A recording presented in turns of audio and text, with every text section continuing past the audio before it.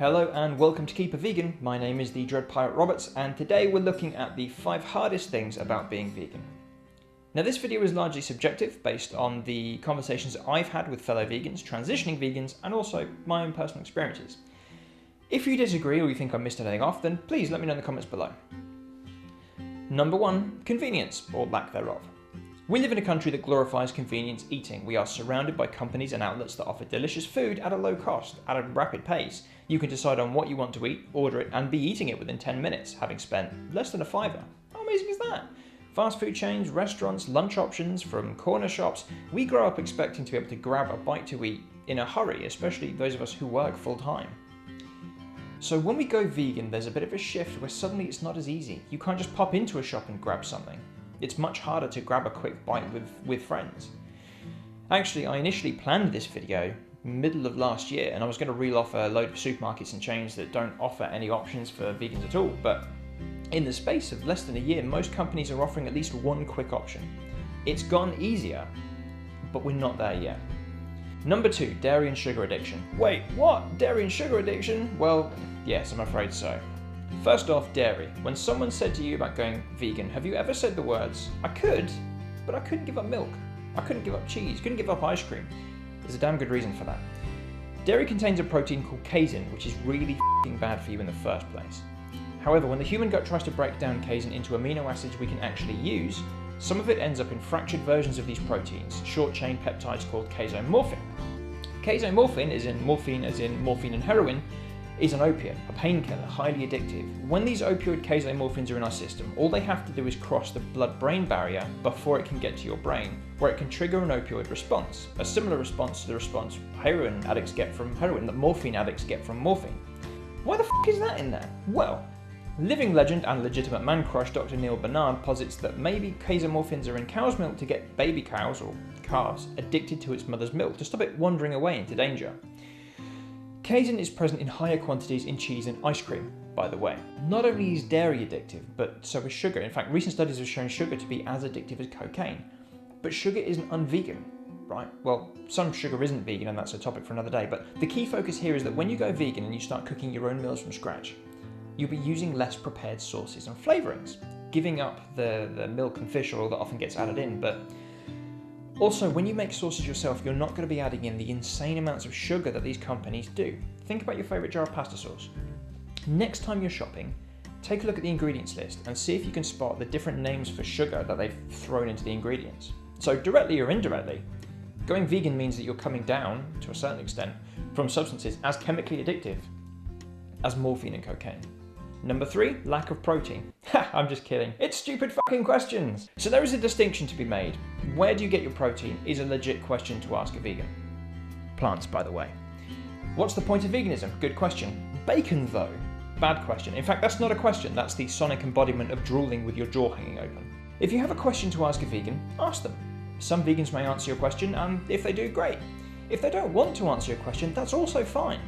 If they get mad at you or start acting all vegan-y, just ignore them. They're dicks. Vegans can also be dicks. But you have to understand that some people do ask stupid questions a lot, or they just throw stupid statements at people who have chosen not to contribute to any cruelty or suffering, and it comes off like bullying.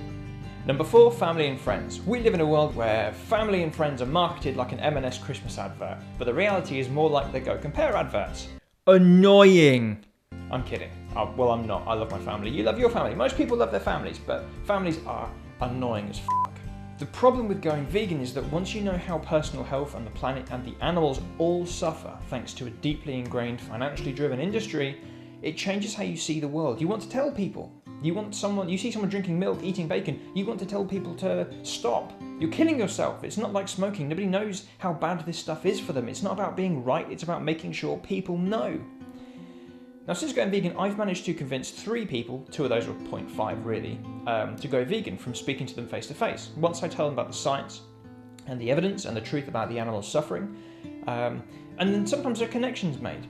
It makes sense to that person. They get it. That's not taking into account the number of people I have helped transition here on Keep a Vegan, which I would put at a modest estimate in the hundreds of millions. I've not convinced any of my family. At all. Most vegans don't. Even the prolific activists like Gary Yourofsky and Emily Barrick, the Bite-Sized Vegan, have spoken in the past about their friends and family who just won't budge. This is hard because for a lot of us, we have family who are sick, diabetes, heart disease, atherosclerosis, cancer, Alzheimer's, arthritis. These are all conditions that affect us daily. And when we have, in one hand the proof, scientific evidence that these conditions like diabetes can be cured with a plant-based diet, and the other hand we have family who don't seem to listen, who don't believe you, it's very hard. It can feel like your family, the people who should respect your choices and trust in what you say the most, don't. And finally, number 5, isolation. Now this is a big one. Vegans suffer with isolation terribly. There are some who might escape it. If so, that's great. But for the most part, being a vegan can be very isolating. All the previous 4 points add to this, but I want to try and put you in the mind of a vegan, so bear with me. Imagine that you end up getting sucked through a wormhole and you end up in an alternate universe that is the same as ours, but where babies, infant humans, are judged at birth. The strong, healthy babies with no defects or undesirable physical traits are taken to a hospital where they grow up, same as normal babies in our universe. The other babies, the sick, the weak, the ugly, the undesirable, are sold to processing plants and turned into food. Now you, as a person from our universe, are stuck living in a society where some babies are cooed after and cuddled and looked after and celebrated by families, but other babies are sliced up, drained of blood while alive, drowned, mulched, ground up, roasted, grilled, fried, barbecued, and the world around you loves it. Advertising on the television shows you the fried carcass of a baby covered in breadcrumbs in 2 slices of bread. People at work go from talking about their babies to talk about how they tried a new recipe for baby last night and it was delicious. A national holiday comes up where babies are not only served up as food in gargantuan numbers, but are also made to look cute in cartoon avatars and used in advertising. You're in the middle of a world that makes a singular, arbitrary choice, and on the back of that choice condemns millions of innocent babies to death every single day, eating the corpses of things you inherently know feel pain and suffering and fear, that you know are bad for the people eating them, and they keep doing it anyway, smiling and laughing as they pick and eat and order and gorge themselves stupid, ignorant to the suffering they are causing. And in the middle of it is you. Your friends, your family, all contributing to it, tagging you in pictures of cooked babies and laughing you off when you try and explain it to them. That's what it's like for vegans. Why do people love their dogs and cats but are happy to allow pigs and cows to suffer? Why do we keep some fish as pets and drag others out of the sea and gut them alive? This is the issue that we face as vegans, and it's not just food either. I look back on things I grew up with that have turned to poison. I grew up around horse riding in the countryside. Some of my happiest memories come from visiting SeaWorld in Orlando as a kid.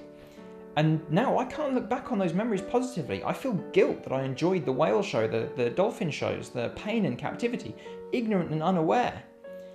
Being vegan is hard. That's why support groups online are always packed with people needing to vent about their friends, their family, their co-workers.